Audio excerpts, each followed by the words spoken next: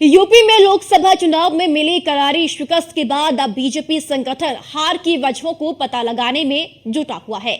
इसी कड़ी में 3 तरह की रिपोर्ट तैयार हो रही है। एक रिपोर्ट जो मंडल स्तर पर तैयार हुई है और दूसरी रिपोर्ट 80 नेताओं की टीम तैयार कर रही है और एक तीसरी सर्वे रिपोर्ट भी आनी है।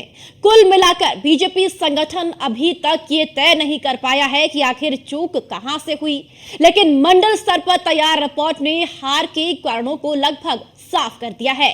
सवाल उठता है कि क्या हार पर मंथन के बाद बीजेपी 2027 में पहले रिपोर्ट से सबक लेकर संगठन को दोबारा खड़ा कर पाएगी? इस रिपोर्ट में देखिए। सांसदों से जनता की दूरी पड़ी भारी, संगठन और कार्यकर्ताओं की क्या रही जिम्मेदारी? विधायकों से खटपट का हुआ नुकसान या चेहरों से नाराजगी का भुगता अंजाम?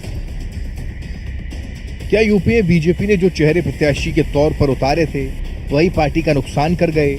ऐसा इसलिए क्योंकि बीजेपी की हार के मंथन से घूम फिर कर ये फैक्ट सबसे ज्यादा सामने आ रहा है कि बीजेपी की हार की सबसे बड़ी वजह वो प्रत्याशी रहे जो इस मुगालते में रहे कि मोदी योगी के नाम पर उन्हें जीत मिल जाएगी। इस चक्कर में संगठन से दूर हुए, कार्यकर्ताओं से दूर हुए और जनता से भी दूर ही रहे और नतीजा जब आया तो फिर बंगले झांकने लगे। बीजेपी की मंडल स्तर की एक रिपोर्ट आई है जो हार के तमाम कारणों को बता रही है। सूत्रों की माने तो इसके मुताबिक बीजेपी प्रत्याशी का ओवर कॉन्फिडेंस ही उन्हें ले डूबा। सबसे ज्यादा नाराजगी 2 बार से जीते हुए सांसदों से रही। इनमें ज्यादातर ऐसे थे जो जनता में बेहद अलोकप्रिय हो गए थे। कुछ सांसदों के व्यवहार से भी जनता बेहद नाराज थी। इनमें लल्लू सिंह का नाम प्रमुख है। राज्य सरकार ने करीब 3 दर्जन सांसदों के टिकट काटने के लिए कहा, लेकिन पुराने 47 शहरों को वापस टिकट दे दिया गया। इसके अलावा विपक्ष द्वारा फैलाए गए नैरेटिव जैसे कि संविधान बदल देंगे, आरक्षण खत्म कर देंगे का भी बीजेपी ठीक से काउंटर नहीं कर पाई, जिसका नुकसान हो गया और विपक्ष इस नैरेटिव के सहारे ज्यादा वोट पाने में कामयाब रहा। कई सीटों पर तो हाल ये रहा कि जीत ही जाएंगे के चक्कर में बीजेपी का वोटर घर से बाहर ही नहीं निकला। इसके अलावा संगठन के अंदर गुटबाजी ने भी बेड़ा गर्क कर दिया। कई जगहों पर विधायकों और सांसदों के बीच तालमेल अच्छा नहीं था। इसकी वजह से कई जगह विधायकों ने भी मामला खराब कर दिया।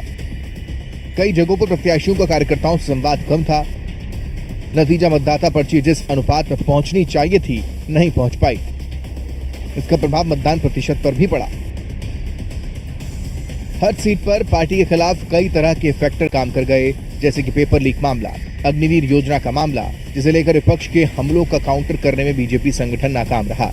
इसके अलावा दलित वोट बैंक का बिखराव भी बड़ी वजह रही।